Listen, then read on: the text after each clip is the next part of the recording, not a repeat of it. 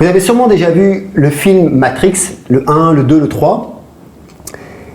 Et ce film a laissé en fait une empreinte indélébile dans nos consciences, et pour cause. Parce que, en fait, ce film n'était pas un film, c'était plus je pense, un documentaire. Et aujourd'hui, j'ai l'honneur pour la 3e fois d'accueillir Benjamin Castillo, le président de New World Together, mais il va se présenter lui-même pour ceux qui ne le connaissent pas encore. Et Benjamin va nous parler de la matrice, mais d'un autre point de vue, un peu plus incarné, matérialisé, que ce qu'on a l'habitude de l'entendre. Alors, Benjamin, d'abord, si tu veux te présenter pour ceux qui ne nous connaissent pas. Oui, donc bonjour tout le monde, je m'appelle Benjamin Castillo, je suis le président de New World Together, une fondation qui est basée à Bali et qui travaille sur la transition en cours vers ce qu'on considère comme un nouveau monde, avec, comme beaucoup peuvent le ressentir, l'effondrement de l'ancien, en fait, qui n'est pas durable. Et aujourd'hui, nous allons parler de la matrice parce que je pense que c'est un sujet très intéressant et on a bien travaillé le sujet. Parce qu'une grande partie de nos recherches se porte sur l'inconscient collectif, et vous allez voir, c'est ce dont il est question. Alors, il est clair que nous vivons aujourd'hui, si j'ose dire, une époque un petit peu mouvementée, de grandes remises en question, et il semble que nous ne vivons pas tous dans la même réalité. Alors, comment est-ce que tu peux expliquer ceci ? Déjà, ce qu'il faut comprendre, c'est que on a tous des perspectives subjectives de la même réalité. C'est-à-dire qu'on vit tous dans notre bulle de réalité. Mon point de vue de la réalité est unique. Jamais tu pourras regarder la réalité de mon propre point de vue. C'est l'inverse. Comme pour moi, je ne pourrais jamais voir la réalité de ton point de vue. En fait, on est tous dans des bulles de réalité, qui sont délimitées par nos perceptions, nos connaissances, nos croyances. Et chacun a la sienne. Et ça, on a tendance à l'oublier, en fait. On a tendance à l'oublier. Et ça prend 2 effets, en fait, cet oubli-là. C'est-à-dire que, déjà, certains vont nier l'existence de la réalité objective qui nous unit tous, mais qu'aucun de nous n'est capable de percevoir dans sa totalité. Donc on va dire, il n'y a pas de vérité.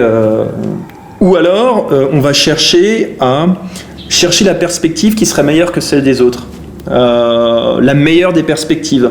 Et quand on fait ça, en fait, on oublie notre propre perspective, on oublie notre propre vision du monde.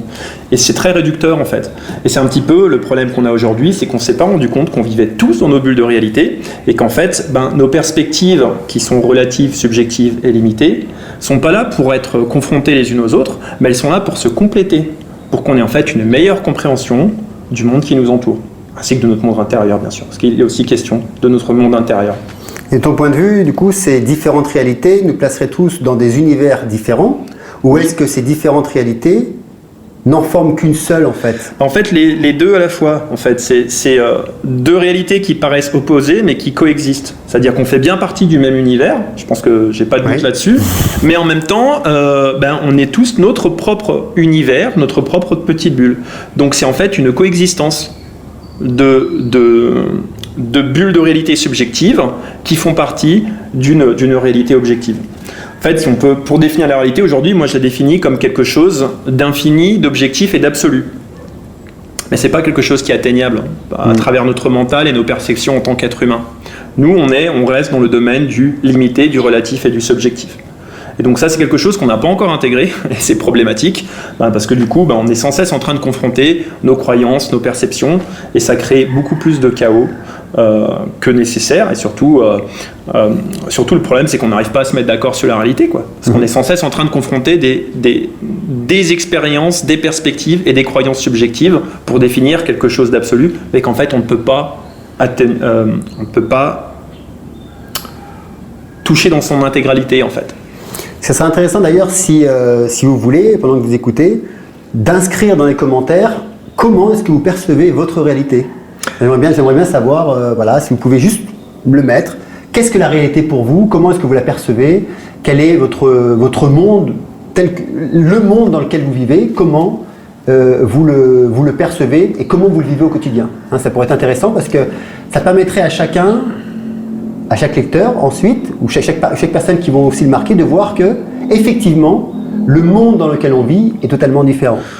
Absolument, et je pense qu'un exemple qu'on peut regarder, par exemple, c'est ce qui est en train de se passer avec QAnon, par exemple, où en fait on a des gens qui vivent dans une réalité qui est complètement autre Tu peux définir Quanon parce que je pense qu'il y en a certains qui ne connaissent pas. Quanon, c'est un système de croyance, hein, c'est une histoire qui présente Trump en sauveur de l'humanité, qui vient pour, en gros, nous libérer de l'oppression de l'État profond. Et en fait, pour tous les gens qui prennent cette croyance comme la vérité, ça devient une réalité. Ouais. Aujourd'hui, maintenant, il y a un problème de dissonance cognitive parce que le grand sauvetage, il est toujours attendu, et puis tout ce qui avait été prévu par Quanon n'arrive pas. Mais en tout cas, ce qu'on voit, c'est qu'en fait, ces gens-là sont entrés ont créé leur propre univers, en fait, et se sont établis en communauté à travers ça. Donc, on s'aperçoit aussi qu'il y a beaucoup beaucoup de communautés sont fondées sur des croyances, en fait, qui les unissent, et donc elles ont leur propre univers. Et par exemple, c'est pour ça qu'on a souvent du mal à se comprendre, en fait, parce qu'on ne regarde pas du tout la même réalité en fonction des croyances qu'on a. Nous aussi, c'est pareil, hein, notre vie individuelle est fondée sur des croyances, et d'ailleurs, on va mettre des actions en place que si on y croit. Tout à fait, tout à fait. Et alors il y a ça, et puis en plus, il faut aussi savoir, on va en parler un peu plus après, mais il y a aussi les croyances qui sont inconscientes. C'est-à-dire qu'on a des croyances qui sont conscientes, mais la plupart de nos croyances sont inconscientes. Et donc, influent notre rapport au monde et notre perception du monde de manière inconsciente. Alors, je voudrais revenir sur le film Matrix, parce que l'objectif, c'est quand même de parler de la matrice de manière plus incarnée, on va dire. Dans le film Matrix, à un moment donné, les êtres vivants sont endormis. Oui. Okay, et ils sont gérés et tenus en vie par des machines. Oui. Donc vous avez tous vu cette scène, c'est une scène qui choque, hein, surtout quand il se réveille, quand Neo se réveille. Est-ce que d'après toi, parce que pour moi ce film, hein, vraiment, c'est pas un film, c'est un documentaire, c'est un enseignement qui a été donné à ceux qui voulaient voir derrière le film, au-delà de tout l'aspect américain, etc., etc. Et à ton avis, est-ce qu'il parle là d'ici d'une réalité plus subtile? Et si oui, laquelle? Alors bien sûr, déjà je pense que moi je vais essayer de rationaliser vraiment ce rapport qu'on peut avoir, ou du moins cette compréhension de ce qu'est la matrice. Je ne veux pas arriver avec quelque chose de trop perché, mais vraiment essayer de le rationaliser pour qu'on puisse comprendre. En fait, c'est très terre à terre, c'est très concret en fait. On peut parler par exemple, alors notre société a été construite sur des entités. Par exemple, un pays est une entité. C'est une construction humaine. Un business est une entité. C'est une construction humaine. Une institution est une entité. C'est une construction humaine. Et en fait, ces constructions humaines sont des produits de notre pensée, des produits de nos croyances. Et surtout, en fait, les pensées et les croyances de nos ancêtres, parce que bien souvent... Il faut le répéter, c'est important, ça a été créé à une autre époque. La plupart, nos pays ont des siècles. Le système capitaliste, par exemple, qui régit le système de commerce, a plusieurs siècles aussi. On a des religions qui ont des millénaires. Donc ça, c'est des choses qui ont été créées par nos ancêtres. Pour structurer leur rapport au monde en tant que groupe, pour se définir en tant que groupe. Et en fait, ces entités, nous en sommes les créateurs, mais ce qu'on s'aperçoit, c'est que vu nos ancêtres les ont pas créés consciemment, hein, c'est-à-dire qu'eux, ils étaient dans un rapport au monde qui est un rapport de survie, et ils ont fait de leur mieux pour s'organiser en groupe, pour pas se faire bouffer en fait, pour pas se faire bouffer par les autres groupes, pour pas se faire bouffer parce qu'ils vivaient dans un monde qui était quand même à l'époque hostile, et puis il fallait s'organiser, quoi. Donc on a construit toutes ces entités, et en fait ce qu'on s'aperçoit, c'est que quand on construit une entité comme ça inconsciemment, en fait elle nous construit en retour, hein. C'est-à-dire que je pense que tu dois le savoir en tant qu'entrepreneur, tu n'es pas la même personne en faisant le travail que tu fais aujourd'hui.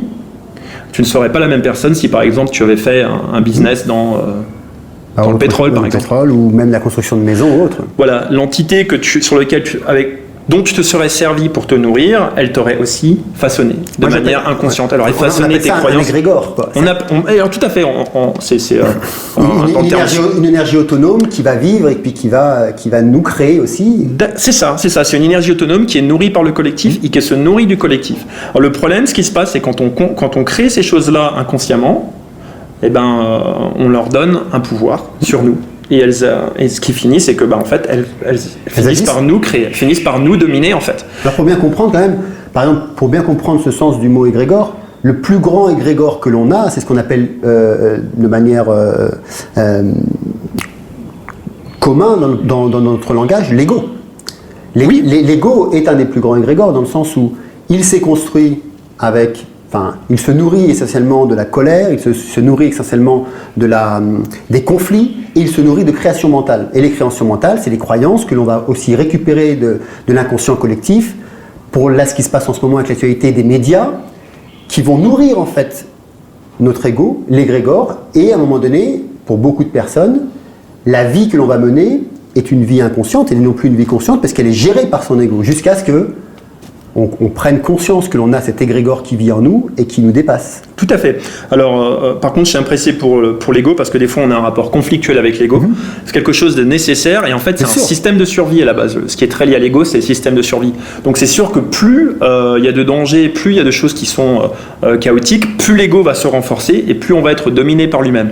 Maintenant, le problème, c'est que on a hérité de ce système de survie à travers nos ancêtres qui, eux, ils n'avaient pas le choix. C'était vraiment, fallait se battre, il fallait trouver de la ressource, puis il fallait rentrer dans le moule, sinon ça se passait mal. Donc on a vraiment finalement hérité d'un système très égotique et qui domine notre société et notamment les constructions sociales qu'on a établies. Et c'est un peu ce qui peut définir la matrice en fait. Ouais. On ne va pas se placer en position de victime non plus. On n'est pas du tout des victimes en fait, c'est simplement un héritage qu'il est temps d'intégrer parce qu'en fait on est passé en rentrant, alors peut-être ce qu'il faut expliquer aussi pour les auditeurs, c'est qu'il y a une grosse étape d'évolution qui a été franchie récemment qui s'appelle l'entrée je caractérise comme l'entrée dans l'anthropocène. C'est-à-dire que d'une époque où on est en fait dans une position plutôt de vulnérabilité, c'est-à-dire qu'on ne domine pas l'environnement naturel qui est hostile. On a plus à faire face à des problèmes de manque que des problèmes d'abondance. Et puis, on a vraiment besoin de rentrer dans le groupe pour survivre. Ça a été le paradigme de nos ancêtres, en fait. Un paradigme très ancré dans la survie. On n'avait pas le choix. Il fallait se battre pour survivre. Et en fait, aujourd'hui, dans l'anthropocène, on a quoi ? On domine l'environnement naturel. On a des ressources en abondance, et puis on peut commencer à s'exprimer plus librement. Même si, comme on peut le voir, c'est pas encore rentré dans les mains. 100%. Ne parle pas d'expression libre en ce moment. Mais c'est quand même mieux que ce qu'ont vécu. C'est-à-dire qu'aujourd'hui, tu te fais censurer sur YouTube. Pour nos ancêtres, c'était tu te faisais exécuter sur la place publique. Donc, c'est quand même, il y a quand même une évolution à ce niveau-là. On est plus libre, même si c'est pas parfait. Par contre, effectivement, on se trimballe tout cet héritage ancestral. Moi, ma question, c'est est-ce que l'héritage que l'on a reçu, est-ce qu'il est encore adapté au monde d'aujourd'hui, à ce que l'on vit? C'est ça la question. Bien sûr que non, en fait. C'est ce qu'on s'aperçoit. On va ici rentrer dans les phénomènes de cercle vicieux, en fait. Donc, le paradigme actuel, c'est un paradigme où on domine l'environnement naturel. C'est-à-dire qu'on a dominé toutes les autres espèces. Les tigres, les lions, c'est mort, c'est fini, quoi. Je veux dire, ils sont même pas. C'est même plus une question. Je veux dire, on n'est plus menacé par eux. Le truc, c'est qu'on domine. Non, c'est eux qui sont menacés par nous. Oui, justement. Alors voilà, c'est là où on rentre. C'est là où est le problème, en fait. C'est-à-dire que quand on commence à dominer l'environnement naturel, mais qu'on n'arrête pas l'instinct de je me bats pour dominer, en fait, on commence à devenir des dangers pour nous-mêmes. Et puis, pareil avec les ressources. C'est-à-dire, quand on a des ressources en abondance, mais qu'on est toujours dans la compétition pour l'accumulation, on arrive à surconsommer. Surconsommer, c'est-à-dire on détruit les écosystèmes qui nous produisent la ressource, et donc on se met en danger, parce qu'en fait, on a un système de survie qui n'est plus du tout à sa place. Troisième, pour le besoin de rentrer dans le moule, en fait, aujourd'hui, on a besoin de sortir du moule, on a besoin de remettre en question notre héritage, mais en fait on a peur parce que traditionnellement quand on sortait du moule on se faisait taper sur les doigts et pour nos ancêtres c'était beaucoup plus violent que ce que nous on peut vivre quand on exprime des parts de la réalité qui dérangent. Je peux le définir comme ça. Sauf que nous aujourd'hui la violence on la fait subir à d'autres, quoi. C'est ça là. De l'autre côté, par exemple, quand on prend, on reparle des lions, on reparle des animaux, la biodiversité, on la fait subir. C'est simple en fait, avec le pouvoir destructeur qu'on a aujourd'hui, c'est-à-dire il y a une façon. j'ai entendu ça la dernière fois et je le répète parce que ça a beaucoup de sens. C'est-à-dire qu'aujourd'hui, on accède au pouvoir des dieux, notamment à leur pouvoir destructeur, mais on n'a pas du tout leur sagesse en fait. Donc, quand on est sur un progrès technologique exponentiel, qui est celui que nous vivons aujourd'hui, avec aussi une augmentation exponentielle de notre pouvoir destructeur, il faut impérativement le compenser avec de la conscience, avec de la sagesse, avec de la compassion. Et en fait, notre instinct primitif est pas du tout fait pour ça, en fait. Lui, il nous a forgés pour être des durs, pour se battre. Et donc voilà. Et toute la matrice qui a été fondée dessus est pareil. C'est-à-dire tous nos systèmes de croyances, tous nos fonctionnements... on peut en revenir à la matrice en fait. Si on regarde notre rapport de compétition pour la domination, aujourd'hui les entités qui sont les plus branchées là-dessus, c'est les pays. Les pays sont bien en compétition pour la domination, qu'elle soit géopolitique. On parle de domination commerciale, militaire et culturelle. La compétition pour les ressources, c'est les business, c'est des corporations. Donc là, tout le monde essaye d'accumuler le plus de richesses possible. Et puis on a après tous les phénomènes de mode, toutes les tendances, etc. pour définir qu'est-ce qu'il est convenu de suivre pour être accepté par les autres. Donc ça devient complètement inadapté aujourd'hui. Ouais. Moi c'est vraiment mon message depuis quelques temps. Alors je le dis avec mes mots à moi, c'est de respiritualiser le monde et se respiritualiser soi-même. Tu parlais de sagesse, mais la sagesse c'est ça aussi. C'est aussi de reprendre part avec la philosophie du monde, donc l'amour de la sagesse, dans son terme premier de la philosophie, parce que vivre comme on vit là maintenant, et surtout qu'on commence à être beaucoup, bientôt 8 milliards, c'est-à-dire que le phénomène, ça va être comme une boule de neige, il va faire que s'empirer, et grandir, et devenir de plus en plus puissant, quoi. Et je pense qu'à un moment donné, donc on en reparlera peut-être, mais je pense qu'à un moment donné, il va falloir que nous, on puisse prendre conscience qu'on n'est pas des dieux, de reprendre notre place avec humilité sur la planète et de redonner la place aux autres vivants. Parce que sans les autres vivants, on ne vivrait pas. Oui. on serait exterminé sans les autres vivants. Et je pense que ça, on l'oublie en fait. Il y a un oubli. Alors, je ne sais pas si c'est conscient ou pas conscient, mais en tout cas... Alors ça on peut l'expliquer, c'est très intéressant. Alors déjà, quand tu me parles de spiritualisation du monde, moi le mot qui me vient c'est conscientisation, mais c'est la même chose. Pour moi la spiritualité c'est vraiment la connaissance de soi, la connaissance profonde de soi. Et effectivement, pour moi c'est comprendre déjà les phénomènes d'interdépendance et d'interconnexion, c'est-à-dire si on enlève les arbres, si on enlève les plantes, si on enlève les animaux, en fait on n'existe pas. C'est simple, on n'existe pas, donc on n'est même pas là, c'est même pas un sujet, on n'existe pas. Donc en gros, comprendre que on dépend de notre environnement naturel. Maintenant, il faut comprendre pourquoi on s'en est coupé, c'est que pour nos ancêtres, il a été très longtemps perçu comme un danger. Et donc il y a en fait une fuite de la mort à travers la fuite de l'environnement naturel, c'est vouloir échapper à notre condition d'être humain. Et je pense que c'est là, quand tu dis comprendre qu'on n'est pas des dieux, oui, c'est comprendre qu'on n'est pas éternel, qu'on est des êtres relatifs, subjectifs et limités, et qu'on est là pour un temps donné, et que la mort, elle fait partie de la vie. En fait, c'est les deux facettes d'une même pièce. Alors, moi, je mettrais une nuance, on n'est pas limité dans cette incarnation. c'est juste dans cette incarnation. C'est ça, en tant qu'être humain, notre corps, bien sûr, après, il y a notre part plus subtile, mais plus c'est une certain niveau de perception. Pour moi, par exemple, c'est une réalité, parce que je le perçois. Mais pour d'autres, ça doit être une philosophie d'abord. Alors, je voudrais revenir à la matrice, si tu es d'accord. Est-ce que tu pourrais nous donner des exemples concrets pour qu'on puisse prendre la mesure de ce qu'est cette matrice ? C'est un petit peu ce que j'expliquais. C'est vraiment pour éviter de dématérialiser la matrice. Tout à fait, en fait. Donc, en gros, par exemple, c'est quand moi je suis identifié à ma nationalité, quand je suis identifié à mon travail, quand je suis identifié à ma religion, je suis déjà rentré dans une matrice. Je suis déjà formé par elle. Et en fait, cette matrice, elle va délimiter ma capacité de penser et donc aussi mes choix et ma façon d'interagir avec moi-même et le monde. Donc en fait, c'est vraiment ça que je veux montrer et la façon dont cette matrice va s'imposer, c'est à travers la peur. C'est-à-dire, en gros, je ne m'autorise pas, il est interdit de questionner ça. parce que c'est politiquement incorrect. Donc on va mettre des interdits partout, à commencer dans nos têtes, et on va s'interdire de réfléchir d'une certaine manière. Donc en gros, on va se délimiter, on va se limiter notre territoire. Alors ça peut avoir un sens à un moment, c'est-à-dire que, en gros, plus le niveau de conscience est bas, plus on a besoin de se mettre des limites, parce que sinon, on ne sait pas ce qu'on fait en fait.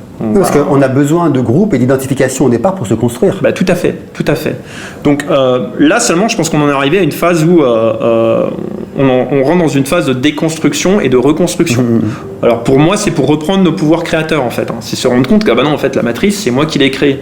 C'est-à-dire qu'aujourd'hui, si on est tous enfermés dans une cage invisible, c'est parce qu'on l'a créée, et le problème c'est qu'on la voit même pas, quoi. C'est-à-dire qu'on en est à un niveau de conscience où on n'a même pas vu qu'on s'était enfermé dans une cage invisible par besoin de sécurité en fait. Mais là on arrive à un niveau où en fait on peut plus continuer avec ces branchements de la matrice, mais pour pouvoir en sortir, on est obligé de la déconstruire pour nous reconstruire et retrouver à travers ça nos pouvoirs créateurs. Et ça c'est un changement profond, c'est vraiment ultra profond en fait, hein. On parle pas de choses... On ne parle pas d'un petit changement qui se fait du jour au lendemain, quoi. On parle d'une transformation qui se passe dans la durée, et ça passe par dissoudre ses croyances limitantes ou destructrices, ça passe par dépasser ses peurs primitives, cette peur du manque. On la voit, je parle de la peur du manque, mais ça va être la peur de l'hostilité, ça peut être la peur du rejet. La peur de perdre. Aujourd'hui, combien de personnes ont largement plus que ce qu'ils ont besoin pour vivre, mais sont encore dans des comportements compulsifs d'accumulation. Bon, faut voir que derrière, il y a quelque chose de pathologique derrière. Il y a un conditionnement aussi qui il y a un conditionnement qui est le conditionnement de la matrice, qui dit ça c'est le succès. Donc là, tu es en train maintenant, qui définit d'ailleurs ces gens-là comme étant les gens ayant du succès et comme étant ceux qui vont permettre aux autres de trouver du travail, etc. Donc on a vraiment c'est des programmes complexes. C'est vraiment une intelligence. C'est ça ce qui est assez magique, c'est qu'il y a une vraie intelligence dans cette matrice. Et que c'est ultra sophistiqué en fait. Alors quand tu parles, parce que je voudrais rationaliser ça aussi, quand tu parles qu'il y a une intelligence, est-ce que tu voudrais dire que il y a des êtres humains comme toi et moi qui sont là, d'ailleurs, comme nous. Là, on est à Bali, vous voyez, on est quand même dans un environnement assez zen, et puis nous aussi, on s'est habillé zen à la balinaise. Donc, ce que tu veux dire par là, c'est qu'il y a des êtres comme toi et moi, lambda, qui contrôlent cette matrice. Alors, inconsciemment. Alors, en fait, c'est un système de co-création. C'est-à-dire, je vais te donner par exemple mon expérience, ce que c'est que d'être dans une matrice, en fait. Par exemple, à l'époque, quand je travaillais pour Carrefour. Je rentrais dans la matrice Carrefour. Parfois. Donc c'était super intéressant parce que moi, avant de travailler pour Carrefour, j'étais en fait assez contre ces grosses corporations qui venaient, qui détruisaient les petits business. Et d'un coup, quand j'ai été recruté et qu'on m'a donné un salaire, mon discours a changé complètement. Okay. D'un coup, ma pensée, mon être, faisait partie de cette entité, de cette corporation, et je la défendais. Mais ça c'était de manière inconsciente. D'une manière inconsciente. Tu l'analyses après coup, ça. Je l'analyse après coup. Okay. Alors par exemple, je m'en étais rendu compte un jour parce que j'avais rencontré une activiste qui me dit mais vous vous rendez compte de l'impact que vous avez sur les petits business? Et moi j'avais répondu un truc mais complètement, tu vois, la propagande de la boîte, oui mais c'est le progrès, les gens, c'est pour le bien des consommateurs. Et il y avait une part de moi qui disait Benjamin, est-ce que tu entends ce que tu es en train de dire? Ça vient pas de toi là. Donc en fait, ce que je suis en train de dire, c'est que ces entités nous nourrissent et en même temps on crée un rapport avec elles, comme un contrat, c'est presque un contrat à un niveau subtil, qui s'inscrit dans la survie, parce qu'en fait je vais te défendre parce que tu vas me donner mon salaire et donc tu vas me permettre de vivre, parce qu'aujourd'hui le salaire c'est un peu la survie dans notre système. Plus de survivre que de vivre, parce qu'on n'a pas, c'est de survivre quoi. Ouais, mais parce qu'on est encore dans un rapport de suivre, en fait, oui. C'est toujours encore dans ces vieux mécanismes de survie, en fait. C'est parce qu'on a la croyance que si je perds mon boulot, je vais plus pouvoir payer mes factures, et si je perds mes factures, je vais plus pouvoir m'insérer socialement, et donc je suis mort, en fait. On s'aperçoit qu'on a un rapport de survie, en fait. Et c'est ça qui donne la force à la matrice, et c'est ça qui crée notre soumission, en fait. Parce que ça, tout de suite, c'est l'ego qui prend... quand il y a un rapport de survie, c'est l'ego qui prend le dessus. Et donc là, on perd conscience, en fait. Et voilà comment marche la matrice, en fait, c'est tout simple. Et la même chose peut se passer pour un pays, par exemple. C'est-à-dire qu'en gros, on va commencer à croire qu'avoir un pays, c'est une notion de survie, en fait. Parce que dans notre croyance, le monde est hostile et donc qu'il faut se défendre. Le truc, c'est qu'effectivement, il est hostile parce qu'on a des pays qui sont en concurrence les uns avec les autres et avec des rapports de conflictuels de pouvoir, etc. derrière. Donc forcément, c'est hostile. Mais en même temps, c'est le serpent qui se mord la queue. Donc, dans cette conception-là de la matrice, si j'entends bien, hein, tu me dis si je me trompe, c'est qu'il y a plusieurs matrices qui coexistent ensemble, séparément, et j'entends bien, par exemple, si on prend là, au moment où on tourne cette vidéo, en France, si on prend la France, ils vivent dans un environnement matriciel que quand même assez... voilà, ça bouge pas mal. Hein, okay. On sent le poids de la matrice, le poids du conditionnement, parce que c'est un conditionnement. Oui. Si on prend nous à Bali, bon, à Bali, on a aussi le poids du conditionnement et tout ce qui se passe, mais ça reste quand même assez zen. Ok. Si on prend, et donc c'est une autre matrice, donc on a même une autre vision hein, sur l'actualité d'aujourd'hui, on a une autre vision sur les problématiques d'aujourd'hui, sur la crise sanitaire, etc., que ceux qui vivent par exemple en France, ou que ceux qui vivent en Australie ou en Angleterre. Donc là, ce que tu es en train de dire, c'est qu'il y a plusieurs matrices, suivant là où tu habites, donc tu commences à intégrer les informations de cette matrice. C'est d'ailleurs pour ça que quand on vient dans un nouveau pays, on a des problèmes de points de repère, etc. Et qu'à un moment donné, ce que tu commences à intégrer te construit. Tout à fait. Et toi, qu'est-ce qui se passe? Comme tu te laisses conditionner plus ou moins suivant ton niveau de conscience par ce que tu es en train de prendre, tu renourris cette matrice d'une certaine manière. Tout à fait. Donc c'est un monde matriciel presque en réseau, quoi. C'est ça, en réseau avec des tas de matrices en fait qui coexistent et imbriquées les unes dans les autres, et avec vraiment en fait une réalité invisible dont on n'a pas encore pris conscience. Et c'est bien le problème, c'est bien pour ça qu'on en est prisonnier, quoi. La matrice est un système, Néo. Et ce système est notre ennemi quand on est à l'intérieur. Qu'est-ce qu'on voit partout? Des hommes d'affaires, des enseignants, des avocats, des charpentiers. C'est avec leur esprit qu'on communique pour essayer de les sauver. Mais en attendant, tous ces gens font quand même partie de ce système. Ce qui fait d'eux nos ennemis. Ce qu'il faut que tu comprennes, c'est que pour la plupart, ils ne sont pas prêts à se laisser débrancher. Bon nombre d'entre eux sont tellement inconscients et désespérément dépendants du système qu'ils vont jusqu'à se battre pour le protéger. Donc on ne devrait pas parler de la matrice, mais des matrices. Tout à fait, sachant qu'en fait, on peut aussi concevoir qu'il y a en fait une matrice qui unit toutes ces matrices et qui est finalement la totalité de ces matrices qui est bâtie sur l'inconscient collectif. Hein. Comprendre que derrière, c'est la fondation de toute cette matrice, c'est bien l'inconscient collectif. Alors, du coup, ça me ramène une question. Alors, c'est quoi la matrice, celle qui est au-dessus des autres? Enfin, c'est cet inconscient collectif là qui gère toutes les matrices. Alors, si on pourrait la résumer, en fait, c'est l'ensemble de nos croyances, individuelles et collectives, mais qui sont interprétées comme des vérités. C'est l'ensemble de nos peurs inhéritées qui ne sont pas celles du présent moment, et c'est l'ensemble des blessures qu'on n'a pas résolues, en fait. Et tout ce qui a été construit, toutes les constructions sociales qui ont été dessus. Et il y a quand même, finalement, on le voit, il y a quand même une matrice qui unit toutes ces matrices, parce qu'aujourd'hui, on vit dans un monde mondialisé, et donc ces matrices coexistent d'une manière qui est presque légiférée, en fait. Il y a un cadre, c'est-à-dire qu'il y a une matrice qui unit toutes ces matrices. La mère des matrices, quoi. C'est celle qui est sûrement la plus dure à percevoir, et c'est sûrement celle qui crée toutes les théories qu'on connaît, parce que effectivement, on a des questions à se poser sur cette matrice. Tu es conscient quand même que beaucoup de personnes qui vont nous écouter, pour eux, c'est quelque chose de très éloigné, parce que tu sais, quand même beaucoup de personnes vivent dans le monde, je me lève, je vais travailler, je prends ma vie avec moi, et j'ai mes petits problèmes, je suis malade, je vais voir le médecin, voilà. Et que là, on est en train d'expliquer, ou tu l'expliques de manière si claire, de manière claire, qu'il y a autre chose en fait qui dirige notre existence, oui. et qu'à un moment donné, il va falloir l'identifier, et puis à un moment donné en sortir. Donc là, on rejoint le film Matrice, et donc toute la subtilité, la subtilité du film, c'était on vit dans une illusion sans s'en rendre compte, ou dans un rêve sans s'en rendre compte, jusqu'au moment où tu te rends compte et tu t'aperçois que la réalité dans laquelle tu vis, donc la matrice dans laquelle tu vis, elle n'est pas aussi belle que ce que tu imaginais. Oui, et c'est sûrement pas la réalité. Oui. C'est-à-dire que c'est en fait une compréhension limitée de la réalité, et qui en fait nous limite dans nos pouvoirs et a tendance à avoir un contrôle sur nous. Maintenant, pour concrétiser, je veux dire, c'est quand même pas nouveau que la plupart de nos actes sont inconscients. Je veux dire, je crois que c'est même la science qui dit ça. 80% de nos choix et de nos actions sont le résultat de mécanismes inconscients. Et là, je pense que c'est en fait même sous-estimé, c'est-à-dire qu'ici, il y a encore, je pense que c'est beaucoup plus que 95%. Après, ça dépend de notre niveau de conscience. C'est-à-dire que plus on fait un travail sur soi, hein, pour moi, la connaissance de soi, c'est aussi mettre l'inconscient en conscience. Et donc, finalement, se redonner un pouvoir de choisir. Parce que si c'est inconscient, on ne peut pas choisir, puisque ça va être l'autopilote qui va dire voilà, tel stimuli, telle réaction.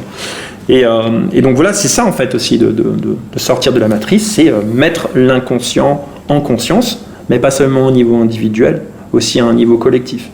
Parce qu'en fait, je pense que ce qu'on a encore du mal à comprendre, ce qui est très nouveau, c'est la compréhension qu'il y a vraiment un inconscient collectif, quoi. C'est pas juste un inconscient individuel, il y a vraiment un inconscient qui a créé les cultures dans lesquelles on vit, les institutions qui nous dirigent, etc., etc. Et celui-là, il est très puissant, et il est d'autant plus puissant qu'on n'en a pas conscience. Et qu'on baigne dedans. Moi, j'expliquais pas plus tard que dimanche dernier, lors d'un webinaire, tu as rendez-vous avec ton esprit. C'était la première série, le 31 janvier. D'ailleurs, le 14 février, je fais la deuxième partie, le 28 février, je fais la troisième. Et j'expliquais que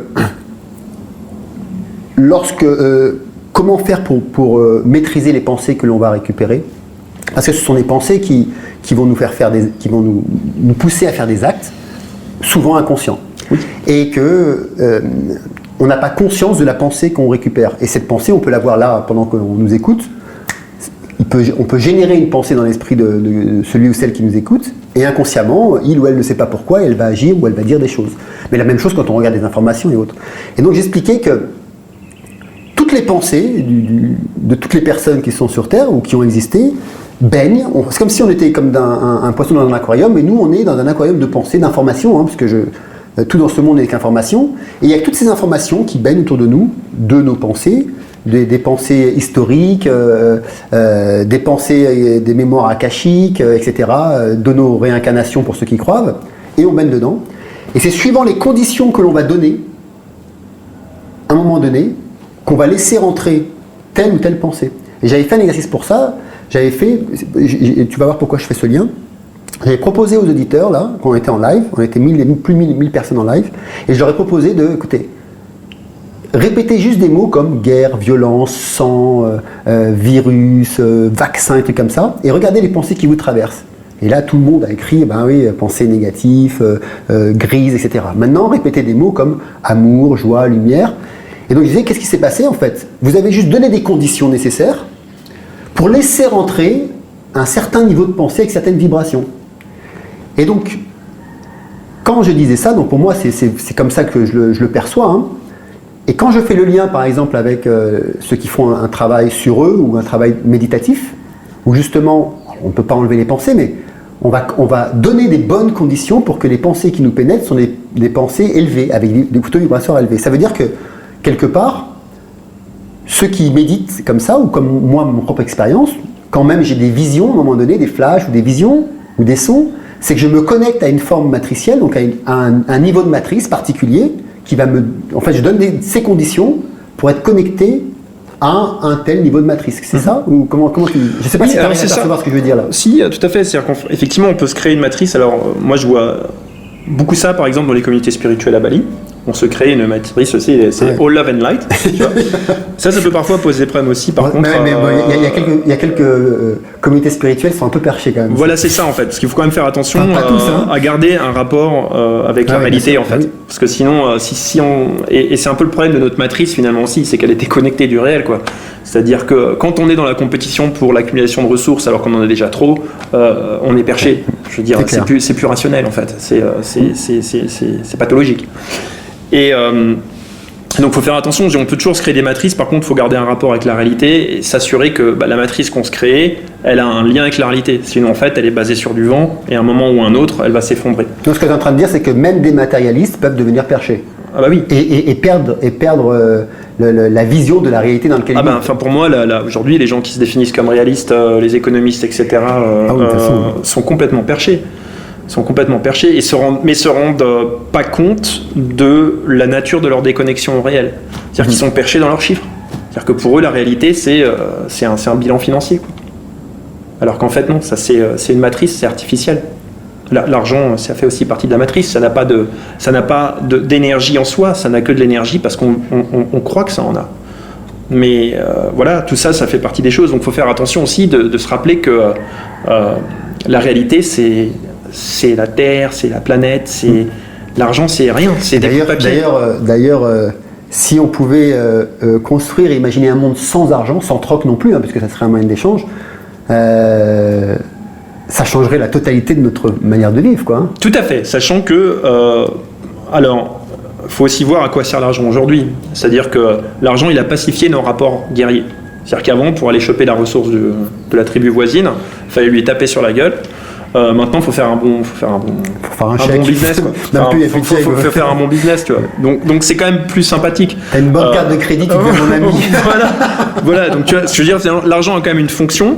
Maintenant, pour pouvoir sortir de l'argent, on va avoir besoin d'une paire de transitions. Et sortir de l'argent, ça veut dire intégrer qu'en gros, quand je donne au monde, je reçois, et que c'est tellement intégré que ça se fait naturellement. Donc là, l'argent, ça en fait, j'en ai plus besoin. Mais alors, pour en arriver là au niveau collectif, on va avoir besoin d'un paquet de transitions. Mais effectivement, je pense que pour moi, la société viable, durable du futur, c'en est une qui saura se passer de l'argent, parce qu'elle aura tellement intégré les rapports d'interdépendance que l'idée d'avoir besoin de recevoir quelque chose pour donner n'aura plus de sens. Bien sûr, ouais, parce qu'on vivra pour la communauté. Et puis en fait, on aura tellement pris l'habitude que plus je donne, plus je reçois, qu'en fait, au moment, le bout de papier, il ne sert plus à rien. Mais on est loin d'être là, donc il faut aussi voir aujourd'hui que l'argent a une nécessité qui est celle de nous apprendre en fait à partager nos ressources. Si on regarde, on en est là. Vu qu'on n'a pas encore compris ça, on l'utilise pour les accumuler, et on en est à la situation dans laquelle on est. Finalement, on se crée les problèmes qu'on a besoin de se créer pour pouvoir apprendre les leçons dont on a besoin d'apprendre. C'est ça qui est assez intéressant. On parle tous de vouloir... je pense que tous inconsciemment, à un moment donné ou un autre de son existence, sauf ceux vraiment, comme tu disais, les économistes et matérialistes perchés, à un moment donné, on doit tous, à un moment donné dans notre vie, prendre conscience que la matrice dans laquelle on vit a un poids sur nous et qu'on a envie de s'en sortir. D'accord. Et pourtant, sortir de la matrice, c'est quelque chose qui est toujours difficile, c'est de dire, ok, mais qu'est-ce que va être ma vie sans ce que j'ai l'habitude de vivre? Par exemple, si on prend le problème de l'argent, effectivement, vivre sans argent, s'il n'y a plus d'argent, il n'y a plus de corruption, s'il n'y a plus d'argent, il n'y a plus de trafic de drogue, d'enfants, etc. S'il n'y a plus d'argent, il n'y a plus de factures, il n'y a plus de stress, il n'y a plus besoin de faire la guerre pour avoir... il n'y a plus la guerre des lobbies, il y a plein de choses qui explosent en mille morceaux. Et pourtant, ça amènera toujours une crainte ou une peur parce que, justement, on ne nous a pas appris, on a été éduqués, conditionnés depuis notre départ. Alors ma question c'est, pourquoi? Parce qu'il y a eu plein d'exemples ou des essais qui ont été faits pour faire, parce que quand on parle de matrice, on parle d'un système aussi, d'un système de vie. Tout à fait. Mais pas qu'un système de vie, c'est pas juste un système quand on pourrait imaginer l'État, etc. C'est un système de vie, de croyances, d'idéologie, c'est tout ça, quoi. C'est de philosophie, de manière de collaborer, de cohabiter avec les autres. Donc ça va plus loin qu'un simple système carré. Et il y a eu énormément de personnes des générations en génération qui ont traversé l'histoire, qui ont tenté de changer ce système, c'est-à-dire qu'ont compris de manière intrinsèque que la matrice dans laquelle ils vivaient était éprouvante et qu'il fallait s'en sortir. Ma question c'est, pourquoi c'est si difficile de sortir de la matrice? Alors, la réponse est très simple, c'est-à-dire qu'on a tout notre système de survie qui est basé dessus. C'est-à-dire qu'aujourd'hui, si je dis ok, je sors de la matrice, je vais plus utiliser d'argent, je vais plus utiliser de passeport, ouais, super. Je vais vivre dans la jungle. En gros, je me marginalise. Donc, effectivement, on a besoin de comprendre que c'est pas aussi simple que ça, et que pour pouvoir en sortir d'une manière,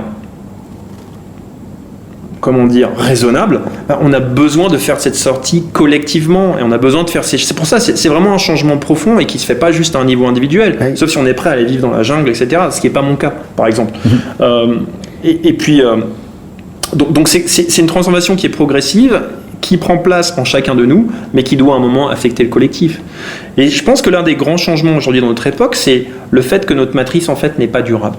Parce qu'on arrive à la destruction de l'environnement, des inégalités qui sont complètement... qui sont choquantes, qui sont juste inacceptables, et puis des phénomènes de mode et des tendances qui sont de plus en plus absurdes, justement pour ne pas faire face à cette réalité d'ailleurs. Et donc... Et puis un mode de vie qui devient absurde, c'est-à-dire que... ça n'a plus de sens. Le mode de l'avoir, de toujours avoir de plus en plus, c'est comme si tout était fait pour empêcher le citoyen lambda de penser par lui-même. Alors, c'est là où en fait, ce qu'il faut comprendre effectivement, ça n'a plus de sens. C'est-à-dire ce qui faisait sens pour nos ancêtres. C'est-à-dire en gros, je dois devenir plus fort pour pouvoir dominer mon environnement. Je dois trouver et accumuler de la ressource. Je dois rentrer dans le moule pour répondre aux normes de ma tribu. Ça faisait sens pour nos ancêtres. Aujourd'hui, c'est plus du tout à sa place. Donc cette perte de sens, elle est liée à ça en fait. En gros, on a changé de paradigme quand on est entré, mais on n'a pas encore intégré dans notre façon de fonctionner. Et pourquoi ? Parce que l'ancien paradigme, il n'agit pas à un niveau conscient, mais à un niveau inconscient. Et parce qu'on a construit toute cette espèce de matrice, toutes ces constructions sociales dessus. Oui, mais à côté de ça, dans l'ancien paradigme, enfin donc la matrice actuelle dans laquelle on vit, parce que pour moi, le nouveau paradigme, il est en croissance, mais il n'est pas né encore. Pour moi, il est encore en gestation même. Tu vois, là, il est vraiment arrivé. C'est le spermatozoïde qui essaye de passer. Laissez-moi passer. Ouais, c'est à peu près ça. On en est juste là, tu vois. C'est ça. Ouais. Parmi les 1000 là, et puis on essaye, mais il n'y a rien. C'est vraiment à peine les prémices. Et ce que je veux dire par là, c'est que l'ancien paradigme est là, la vieille matrice est là, usée, rouillée, etc. Mais malgré tout, il y a tout un tas de personnes, et beaucoup, qui veulent défendre cette matrice. Tout à fait. Et c'est ça qui est incroyable, quoi. Alors en fait, c'est vraiment comprendre, en fait. Hein. Là, c'est tout à fait normal, en fait. Parce que vu qu'on a un rapport de survie avec la matrice, donc c'est l'ego qui est branché dessus. Et donc quand on attaque, on remet en question la matrice, forcément, pour ces gens-là, qui sont identifiés avec, on attaque leur système de survie. Et donc l'ego se met en défense. Donc c'est un petit peu d'ailleurs Mr. Smith hein, oui, dans Matrix. Donc c'est là qui peut d'ailleurs s'infiltrer dans n'importe quelle personne pour défendre la matrice. Et c'est vraiment ce qu'on voit en fait. Et c'est normal parce que par exemple, si je vais attaquer directement une entité, par exemple, qui fait de l'huile de palme et qui détruit la forêt indonésienne, mais tous les gens qui ont leur salaire à travers cette entité vont se sentir attaqués et vont la défendre parce que pour eux ça va être une question de survie. C'est attends, mais moi ça me donne mon salaire, si demain le business se fait mettre par terre, moi j'ai plus de salaire. Mais ça c'est inconscient, c'est-à-dire qu'ils vont répondre, en général chaque matrice a ses mécanismes de défense, c'est-à-dire que la matrice elle a aussi l'intelligence collective des gens qui adhèrent. Donc et ces gens-là en général mettent en place des systèmes de défense.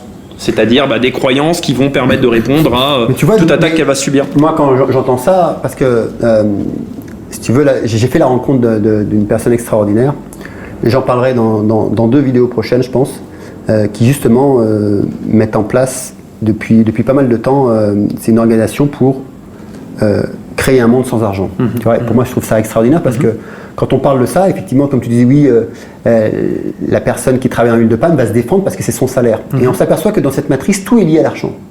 Quelque part, la peur de changer, c'est lié à l'argent, c'est la peur de ne pas avoir, la peur de ne pas pouvoir payer son loyer, la peur de ne pas pouvoir manger à la fin du mois, la peur de ne pas pouvoir voyager, la peur de ne pas pouvoir être propriétaire. C'est-à-dire que c'est comme si la matrice dans laquelle nous vivons, nous aujourd'hui, en 2021, je parle, c'est-à-dire dans laquelle nous sommes incarnés, et donc qui date de nos ancêtres depuis... Et quand même, le cœur fondateur de cette matrice, ce qui la nourrit, c'est l'argent. Alors oui, mais par contre, je voudrais vraiment mettre la lumière sur ce qu'il y a derrière ce besoin d'argent. En fait, parce que l'argent, qu'est-ce qu'il va donner ? Il va donner du pouvoir, donc la capacité de dominer son environnement. Il va donner l'accès aux ressources, donc la capacité d'accumuler. Et il va donner du statut. Donc en gros, on en est encore sur nos vieilles peurs ancestrales. Ça, c'est illusoire. le pouvoir, le statut, on est bien d'accord que ça ne fonctionne que parce que l'argent existe, mais si l'argent n'existait pas, le pouvoir et le statut n'existeraient pas non plus. Alors tout à fait, le problème c'est que par rapport à l'argent. Alors le problème c'est qu'on pourrait enlever l'argent tout de suite, mais si on n'a pas fait le travail sur ces peurs, en fait, elles vont c'est-à-dire que le pouvoir, on va le rechercher à travers la violence, bien sûr, l'accumulation de ressources, etc. Donc ça, finalement, encore une fois, il faut bien comprendre que tant qu'on n'aura pas travaillé sur ces peurs, c'est-à-dire tant qu'on n'aura pas compris d'où elles viennent, pourquoi nos ancêtres ont établi tout leur système de survie dessus, sachant que la peur à la base, c'est pas, faut aussi mettre en garde de ne pas avoir une vision binaire sur la peur, c'est-à-dire la peur c'est mal et l'amour c'est bien. Non, en fait, la peur, elle est là pour nous activer notre système de survie quand il y a un danger. Le problème, c'est quand elle est mal placée. C'est-à-dire que si ma peur aujourd'hui, c'est la peur d'il y a 3 siècles et qu'en fait, le danger, il est créé par cette peur, en gros, j'ai un problème d'inconscience. Et c'est ce qu'on a collectivement aujourd'hui. Là, c'est clair que le problème d'inconscience, il est énorme. À l'heure d'aujourd'hui, en mois de février 2021, je peux vous assurer qu'il y a un vrai problème d'inconscience au niveau de la peur, parce que on a bien vu que tous les États du monde font du management par la peur. Alors tout à fait. Alors ce qu'il faut bien comprendre, ce qu'il faut aussi comprendre, c'est qu'aujourd'hui, sur cette ancienne matrice, qui a un héritage ancestral, tous les pouvoirs sont établis. Tous les pouvoirs sont établis sur cette ancienne matrice. Et cette ancienne matrice, elle fonctionne sur la peur puisqu'elle est hyper établie dans la survie. Donc en gros, avoir une population mondiale qui se dit, en fait, on n'a plus besoin de se battre parce que on domine la surface du globe. Puis c'est quoi cette idée ? Les ressources, maintenant, il faut apprendre à les partager. Le but, c'est plus de la compétition pour les accumuler. Et puis merde, je peux quand même m'exprimer et dire ce que je veux, ça suffit, cette bien-pensance. Là, si les gens commencent à réfléchir comme ça, c'est la fin de tous les systèmes de pouvoir qui sont actuellement en place. Donc ces systèmes de pouvoir, tout naturellement, qui sont établis dans la survie, tentent de se maintenir. Et donc, ils font tout, mais je ne sais même pas s'ils le font consciemment, ils font tout pour que les consciences ne s'éveillent pas. Ah, mais de toute façon, c'est marrant ce que tu dis, c'est ce que j'ai fait une vidéo juste la semaine dernière, là, où je parle de ça. Je parle justement que pour moi, le plus grand complot du 21e siècle, c'est de faire en sorte que les consciences ne s'éveillent pas. Ah oui. Et alors c'est vrai que c'est pas quelqu'un qui dit oui, il faut à tout prix faire ça, il faut pas qu'il s'éveille. C'est vraiment inconscient. C'est les égrégores, c'est vraiment des égrégores comptés. C'est comme si l'égrégore de la matrice, donc de la pensée collective commune, c'est comme s'il y avait des milliards de personnes qui pensaient la même chose, qui disent il faut surtout qu'on garde ce que l'on a. Oui. Et comme cette pensée est émise par des millions de personnes à répétitif, comme un mantra, elle vit. Et elle prend place vraiment, et aujourd'hui, de toute façon, on le voit, ça apparaît au grand jour. Hein. Aujourd'hui, on la voit, la matrice, on la voit, cette malveillance qui est là, et ce rapport de force qui est là, surtout, c'est plus ce mot, ce rapport de force qu'il y a entre des personnes qui veulent éveiller et puis tenter d'éveiller les autres, dire écoutez, réveillez-vous. Et puis, ce rapport de force, non, continuez à penser comme nous. Et oui, il y a vraiment une peur, et c'est vraiment une peur du changement et une peur de l'inconnu. Parce que finalement, cet éveil de conscience collective, il nous mène en terrain complètement inconnu. On n'a jamais connu ça. Donc pour le pouvoir en place, c'est ultra flippant, parce que ça veut dire aussi perte de contrôle. Imagine que les gens qui sont conscients ne peuvent plus être manipulés. C'est-à-dire que par exemple, la pub, c'est mort. Ah bien sûr. C'est fini. Ah, mais la pub, elle a plus c'est d'effet. sûr. Plus tu t'élèves consciemment, moins tu es manipulable. Bah ouais, donc c'est en gros, t'imagines que toute l'économie mondiale, telle qu'elle est aujourd'hui, ne peut pas fonctionner. Parce que les achats compulsifs pour maintenir la croissance, c'est fini. Les gens vont comprendre que... faut bien comprendre que cet éveil de conscience remet tout en question et nous emmène vers un terrain inconnu, et qu'il faut quand même un certain niveau de conscience et de courage pour pouvoir l'appréhender sans peur. Ah mais je voudrais rajouter en plus, c'est que c'est pas seulement pour ceux qui sont défenseurs de la matrice qu'il faut ce courage, mais même pour ceux qui veulent un nouveau paradigme, parce que ça fait peur aussi. Oui, tout à fait. Parce que il faut quand même regarder, il faut quand même être honnête. C'est-à-dire que même si on veut un nouveau paradigme, l'inconnu fait toujours peur. On ne sait pas ce qu'il va y avoir. Et à un moment donné, il y a le côté d'excitation qui va nous dire c'est ça. Par exemple, je ne sais pas si on prend l'idée du monde sans argent. Ok, c'est ça qu'il faut, parce que là, il n'y aura plus de pouvoir, il n'y aura plus de manipulation, il n'y aura plus de propagande, il n'y aura plus de publicité, etc. Puis en même temps, à un moment donné, on se dit, mais il y aura quoi ? Comment je vais vivre ? C'est quoi ? Même si on a un certain éveil de conscience, et même si on prône ce nouveau paradigme. Oui, c'est pour ça qu'on doit bien, je pense, intégrer que c'est un changement profond, qui prend place en chacun de nous, et que ça va pas se faire du jour au lendemain, et que ça va pas se faire aussi sans qu'on arrive déjà, par exemple, à avoir un consensus sur la réalité. Ah oui. Je veux dire, là, tant qu'on est tous dans nos réalités qui sont définies par nos croyances et qu'on n'est pas d'accord sur le fait que non, en fait, tout ça c'est complémentaire et c'est pas à mettre en compétition pour savoir qui c'est qui est la plus grosse, ça va être dur. Donc en gros, on a un gros cheminement à faire, et je pense que c'est là où il faut pas faire des plans sur la comète, en essayant d'amener les choses trop vite et de bien faire comprendre qu'en fait, ce nouveau paradigme, il va devoir se construire sur un niveau de conscience collective, un niveau d'intelligence collective, un niveau de compassion collectif qui est bien supérieur à celui qu'on peut observer aujourd'hui.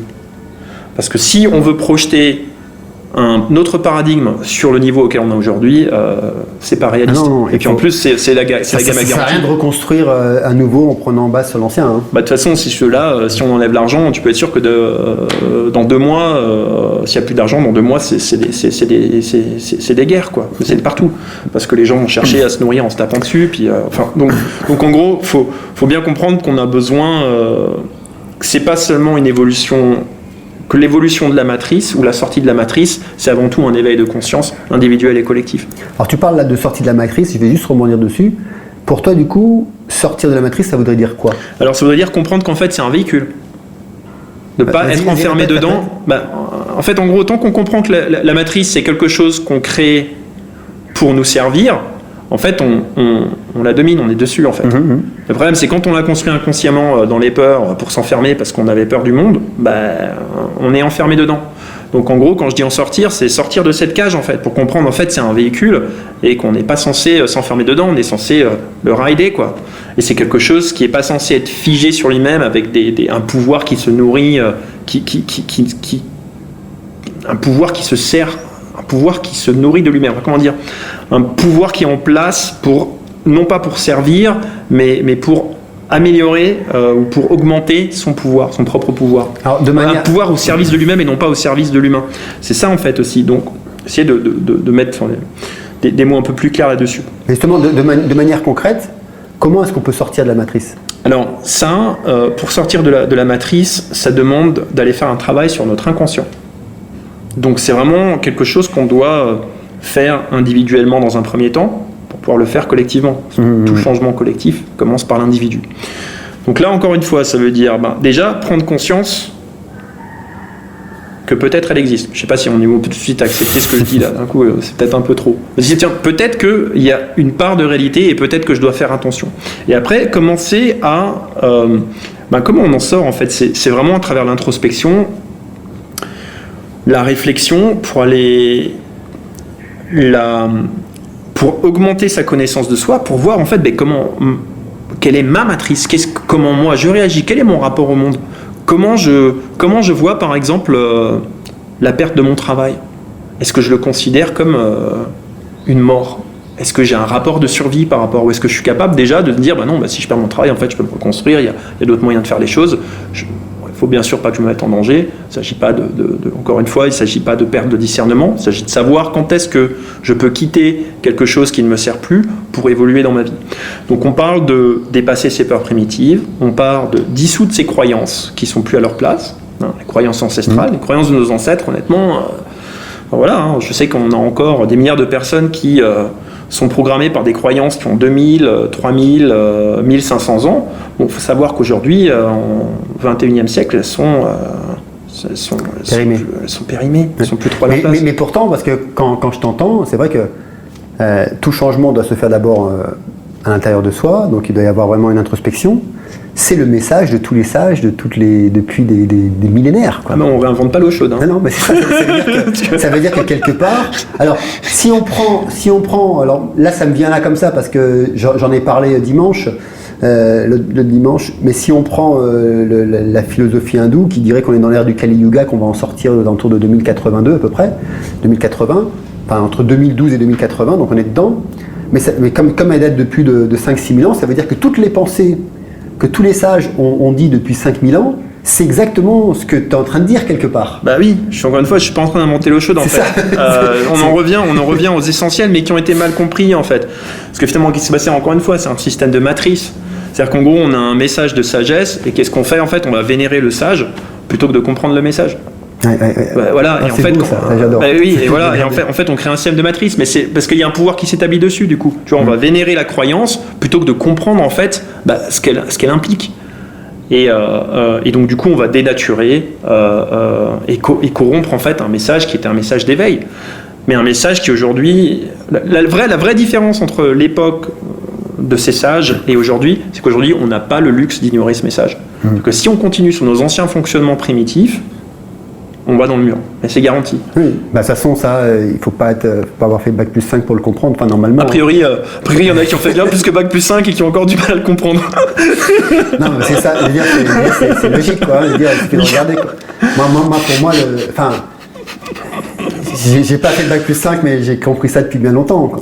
En fait, oui, c'est simple, hein, je veux dire, si on est sur une planète finie, la concurrence pour la croissance infinie, forcément... ça peut pas marcher très longtemps. Alors du coup, à ton avis, on va sortir de la matrice ou pas? Mais justement, c'est la partie qui est en cours. Donc en fait, donner un résultat, ce serait, je pense que ça serait refuser de jouer la partie. Une partie, elle est intéressante parce qu'en fait, on n'est pas sûr de la gagner. Si on est sûr de la gagner, à quoi bon jouer? Puis si on est sûr de la perdre, c'est pareil. Donc en gros, non, la partie est en cours. L'avenir le dira. Ce qui va dépendre, c'est nos choix individuels et collectifs. On a encore, une fois, la possibilité de faire des choix. Mais c'est souvent la problématique, elle part beaucoup de l'individuel avant du collectif. Parce que moi, je vois, j'ai essayé de mettre en place, tu me connais aussi depuis pas mal de temps, qu'on a essayé de mettre en place, tu te rappelles The Brief à l'époque, etc. Plein de mouvements comme ça.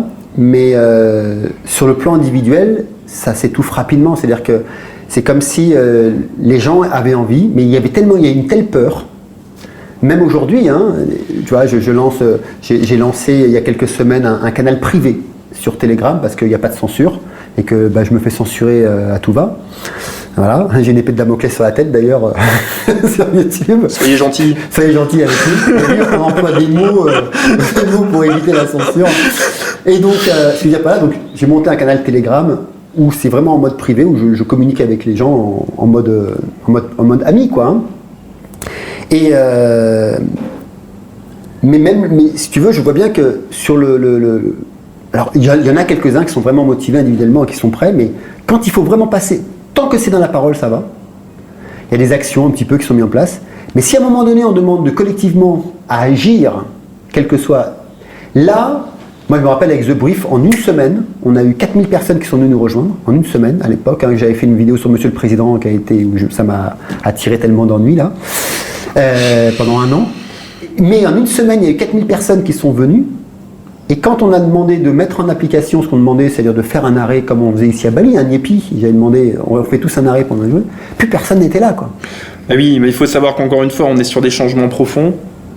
La parole fait partie, avoir accès à de nouvelles informations fait partie du changement. Et puis, oui, les gens ont encore très peur. Donc, pour vraiment trouver le courage de sortir de la matrice, ça va prendre du temps. Et puis, encore une fois, ça peut pas se faire non plus trop vite, parce que on en a quand même. C'est quand même elle qui domine notre société. Donc, on va avoir, pour ceux. Moi, c'est un peu ce que je remarque, c'est en fait on est obligé d'avoir un pied dans chaque monde, quoi. C'est pas forcément. Ça demande un certain équilibre, ça demande du travail sur soi. Et puis il faut accepter un moment que, comme tout changement, il faut des pionniers, et ça passera de toute manière par l'individuel. C'est-à-dire, ça je tiens vraiment à le rappeler, il n'y a pas de changement qui va venir par le collectif sans passer avant tout par l'individuel. Donc c'est à chacun de nous de prendre nos responsabilités sans se mettre la pression, mais à commencer à faire des choix plus conscients, et puis à s'exprimer plus librement, à placer son énergie aussi autrement. C'est-à-dire où est-ce que il y a plein de manières, il y a plein de façons d'influencer la matrice extérieure, mais encore une fois, c'est un changement qui est profond, qui est progressif, qui va prendre le temps qu'il faut. Maintenant, j'espère qu'il n'en prendra pas trop, parce qu'on a quand même une épée de Damoclès, hein, c'est-à-dire que il y a le temps qui tourne. Hein. Oui, plus on continue dans la non-durabilité, plus on se rapproche d'un effondrement, et plus les dégâts à réparer sont importants. Donc c'est quand même pas rien, hein. C'est-à-dire que là, la planète est en meilleur état aujourd'hui qu'elle le sera demain, et elle était en meilleur état hier. Donc ça, c'est tous les jours comme ça. Donc on a quand même un compte à rebours. Faut aller vite, mais si on veut aller vite, il faut prendre notre temps, parce que c'est un changement profond aussi. Donc trouver le juste milieu. Moi, c'est vraiment mon message, même dans mes enseignements, dans mes formations, etc. C'est apprendre à vivre dans ce monde sans se laisser attirer par ce monde. C'est vraiment ça, quoi. C'est vraiment... tu parlais tout à l'heure de vivre en parallèle dans les deux univers, mais moi, c'est vraiment ça aussi. C'est, de toute façon, un spiritualiste qui chemine intérieurement, il chemine tout seul, déjà. Okay. C'est notre chemin personnel. On affronte nos ennemis tout seul, donc nos peurs. On est en face de nos doutes. Voilà. Celui qui médite, il est en face de ses pensées, de son esprit, de son ego à longueur de journée. Et c'est un chemin silencieux. Et puis à un moment donné, comme on est encore dans ce monde, on vit aussi comme on fait là, avec des outils, avec des caméras, avec des micros, etc. On va partager des idées, on va partager une philosophie, des pensées qui vont avoir un impact sur certaines personnes, d'autres sur d'autres. Moi, je crois fortement au pouvoir de la parole. Hein. Moi, pour moi, le mot, c'est l'enveloppe du sens. Et quand le sens, il arrive dans l'esprit de quelqu'un, c'est comme une graine qui va germer à un moment donné. Et je crois fortement à ça. Et donc, et ce que je voulais dire par là, c'est que ce chemin individuel qui devient après un chemin collectif, parce que le spiritualiste vit sa vie spirituelle seul, en fait. Hein. Et ça se voit pas, c'est-à-dire que quelqu'un qui vient me voir ici, puis qu'on commence à papoter, je sais pas moi, de musique, n'importe quoi, on va boire un coup, il pourra jamais connaître ma vie intérieure. Comme moi, je ne pourrais pas connaître ta vie intérieure, toutes les étapes que tu as passées, bien que je la connaisse, on en a parlé ensemble, mais toutes les prises de conscience que tu as eues, tous les états modifiés de conscience aussi que tu as vécu. Hein. Donc, ce que je veux dire par là, c'est que ça ne se voit pas. C'est un chemin intérieur, mais à un moment donné, quand toutes ces personnes font ce chemin intérieur, ce que tu dis, hein, de prendre conscience dans quoi on vit sans s'y être attaché, ça génère en fait un autre égrégore quelque part. Et on crée, pour moi, sans s'en rendre compte, parce qu'on n'a pas la conscience de notre pouvoir encore, on crée une autre matrice qui peut s'éveiller. Et c'est comme ça que moi je perçois le nouveau paradigme s'élever. Bon, il faut la voir un petit peu comme finalement une matrice qui est au service de l'humanité finalement, et qui est non pas en domination de l'humanité. C'est pas du tout le même rapport à la matrice. C'est une matrice qui est aussi consciente d'elle-même. C'est-à-dire on est conscient qu'on est les créateurs de notre véhicule. Collectif de notre société.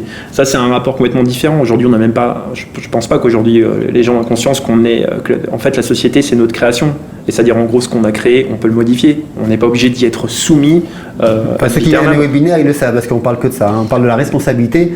Moi, je commence mes webinaires, même les webinaires, par exemple, sur la méditation, en disant que ce que l'on vit aujourd'hui, c'est tout simplement la manière. C'est parce que les actes que l'on a fait, les pensées qu'on a fait, et la manière dont on a agi hier, quoi. C'est-à-dire qu'on en est co-responsable, hein, en totalité. Hein.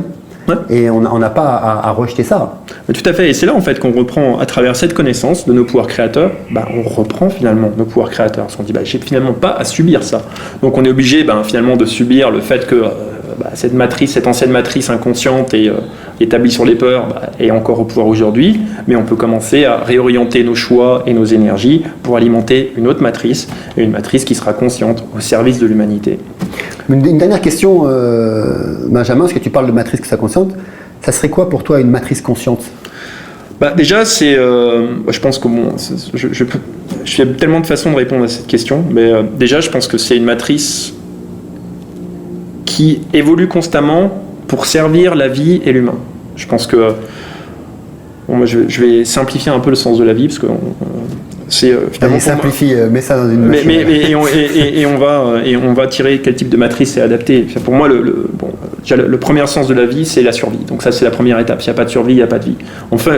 Une fois que la survie est résolue, c'est le développement et enhancement en anglais. J'ai oublié. Enhancement, je sais pas. Mais en gros, l'amélioration, finalement. Nous, on est encore dans la matrice qui est établie dans la survie. Donc le contrôle, le pouvoir, l'accumulation. Finalement, la matrice consciente, c'est une matrice qui va être dédiée à améliorer et embellir la vie, développer la vie, tout simplement. Et c'est pas du tout le même fonctionnement, en fait. Tu vois, il n'y a plus finalement, dans cette matrice-là, l'idée d'avoir de la croissance pour faire de la croissance, elle devient complètement obsolète. Non, la question c'est, est-ce que la croissance va embellir la vie ? Si elle la détruit, ben non. Donc une matrice consciente, ça voudrait dire, si je reprends en fait ce que tu viens de dire, si j'ai bien compris, c'est que toutes les personnes, les acteurs de cette matrice, donc toi, moi, nous, vous, etc., élèvent leur conscience et soient conscients. Ah bah tout à fait. C'est-à-dire qu'ils aient la conscience de vivre non plus pour le pouvoir, pour l'avoir, pour l'absurdité, mais pour le bien de la communauté, le bien de la vie, du vivant, du respect de la vie, c'est ça. C'est ça. Mais pas seulement conscience dans la tête, hein, c'est-à-dire conscience dans l'action. Et dans une conscience qui est incarnée, c'est-à-dire qui n'est pas théorique. Oui, bien sûr, c'est ça. Mais bon, elle a besoin elle doit d'abord passer par la théorie, mais à un moment, elle doit être incarnée. Et effectivement, c'est ça, c'est comprendre passer d'un rapport conflictuel au monde à un rapport symbiotique. Mais on peut, ce qui est génial, c'est qu'on est obligé, enfin, on est amené à le faire par un besoin de survie. C'est-à-dire qu'aujourd'hui, on est obligé de sortir des principes de survie primitifs pour pouvoir survivre. C'est ça qui est. C'est incroyable. C'est tellement bien fait, en fait, finalement. C'est qu'on n'a même pas le choix. C'est-à-dire que là, on peut partir de l'ego, faire cette transformation de l'ego en se disant mais non, mais là, on va dans le mur, on est obligé de changer de direction. Et pour pouvoir changer de direction, on est obligé de mettre l'inconscient en conscience. Parce que l'inconscient, lui, il maintient la direction. Moi, j'ai une question qui me brûle la lèvre, là, du coup. Moi, j'ai 50 ans, donc, tu vois. J'ai fait mes 2 tiers, même plus, tu vois. Mes 3 quarts de ma vie. Je sais que tu pourras peut-être sûrement pas y répondre, mais j'ai envie de la poser quand même, juste pour le fun. Je vais la voir, la sortie de la matrice. Non, mais encore une fois, j'ai pas donné. Moi, je prédis pas le futur, puisque ça va dépendre de nos choix. Ouais. Est-ce que c'est possible que tu la vois ? J'y crois, bien sûr. Bien sûr. En fait, tu sais, sortir de la matrice, c'est une réalisation collective.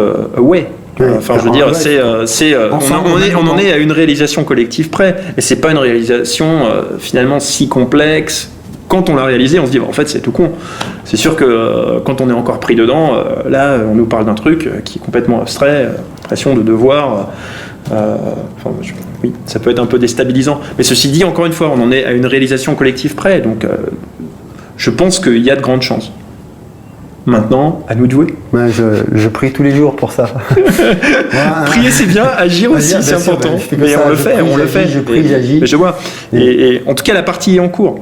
Et donc on ne sait pas quand on va la gagner, on ne sait pas si on va la gagner. Ce qui est sûr, c'est que si on veut avoir une chance de la gagner, il va falloir la jouer. Moi, je suis arrivé de toute façon aujourd'hui à un niveau et un état où comme je disais, on en parle souvent avec ma femme, quoi. C'est que vivre comme on le vit là, actuellement, dans ce monde matriciel que l'on a là, n'a plus aucun sens. Pour moi, ça n'a plus aucun sens. C'est-à-dire que si, non, attention, pour moi la vie a un sens, hein, mais si je dois continuer à vivre tel qu'on baigne dans la société là, cette société de consommation à outrance pour rien, pour tout le monde, destruction, ça n'a plus aucun sens. Pour nous, ça n'a plus aucun sens. Après, il faut savoir que pour certaines personnes, ça peut avoir un sens. C'est là où on doit accompagner ces personnes dans leur développement. Parce que, par exemple, moi je pense aussi à... on a un petit peu le luxe de voir ça. Je pense, par exemple, pour les gens qui ont vécu dans la pauvreté, dans les pays en voie de développement et qui d'un seul coup ont accès à la société de consommation, et pour eux, ça fait sens, quoi. Ils veulent récupérer la matrice qu'ils voient à l'extérieur. Mais ce que je veux dire, c'est que, moi, je pars du principe, c'est que quand tu as l'abondance, parce que moi, je me considère comme un privilégié, toi, je pense que toi aussi, mais cette abondance, elle est faite pour être partagée, et c'est ce qu'on fait, quoi. C'est-à-dire qu'on partage. C'est parce qu'on a cette abondance, si on la partage, que on contribue en fait à ce nouveau paradigme en marche et à qu'une nouvelle matrice naisse. Par contre, si on a l'abondance et qu'on se le garde juste pour soi ou pour contrôler, manipuler, c'est pas la même chose, quoi. Et moi, je considère que ceux qui ont le privilège d'avoir l'abondance et qui utilisent cette abondance pour pouvoir faire en sorte que un nouveau paradigme s'éveille, ça fait partie de l'éveil des consciences. Tout à fait, c'est partie de l'éveil de conscience, sachant que, encore une fois, on est obligé aujourd'hui collectivement de dépasser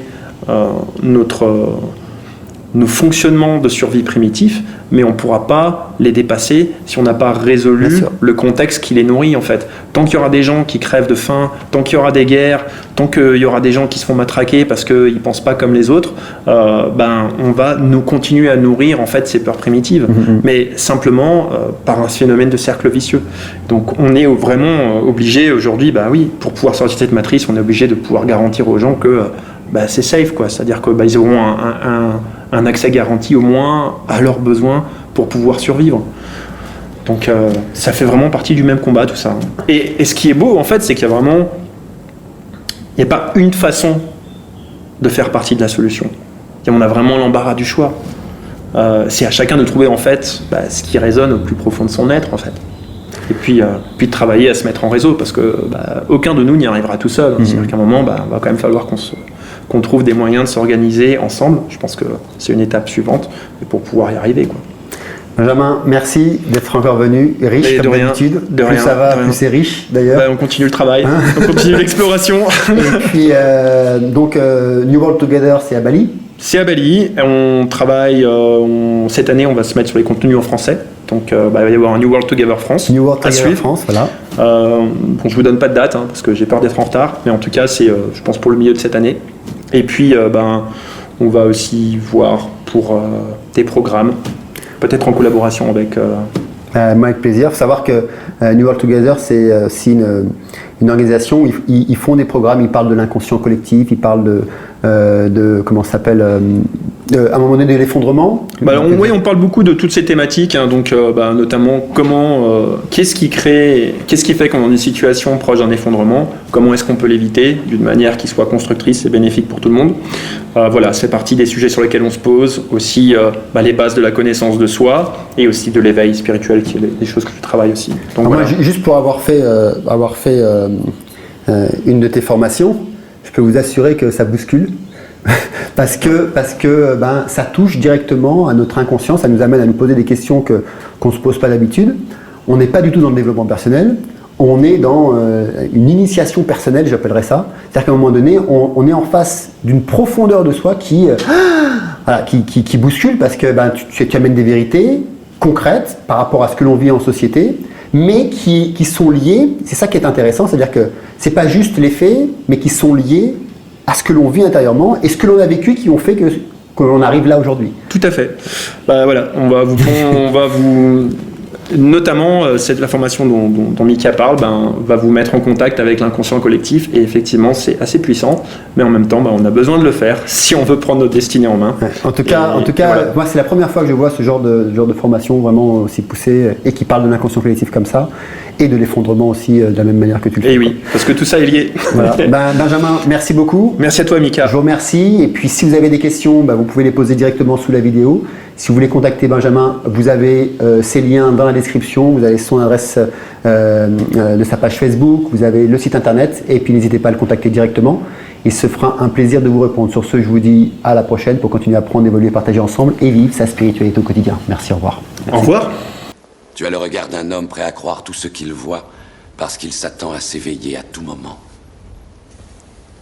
Et paradoxalement, ce n'est pas tout à fait faux. Crois-tu en la destinée, Néo? Non. Et pourquoi? Parce que je n'aime pas l'idée de ne pas être aux commandes de ma vie.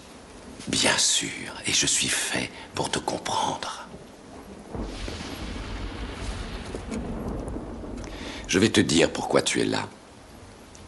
Tu es là parce que tu as un savoir que tu ne t'expliques pas, mais qui t'habite.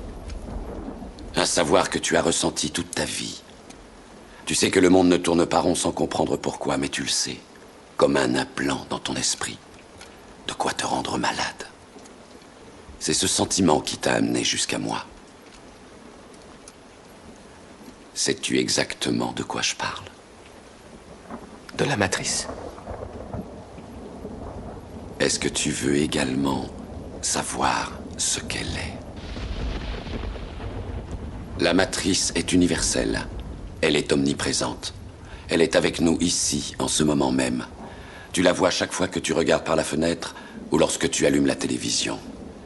Tu ressens sa présence quand tu pars au travail, quand tu vas à l'église ou quand tu paies tes factures. Elle est le monde qu'on superpose à ton regard pour t'empêcher de voir la vérité. Quelle vérité? Le fait que tu es un esclave, Néo. Comme tous les autres, tu es né enchaîné. Le monde est une prison où il n'y a ni espoir, ni saveur, ni odeur. Une prison pour ton esprit.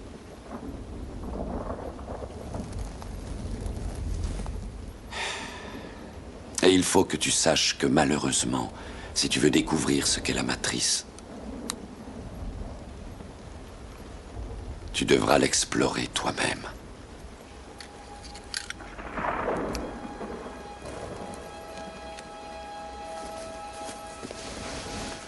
C'est là ta dernière chance. Tu ne pourras plus faire marche arrière.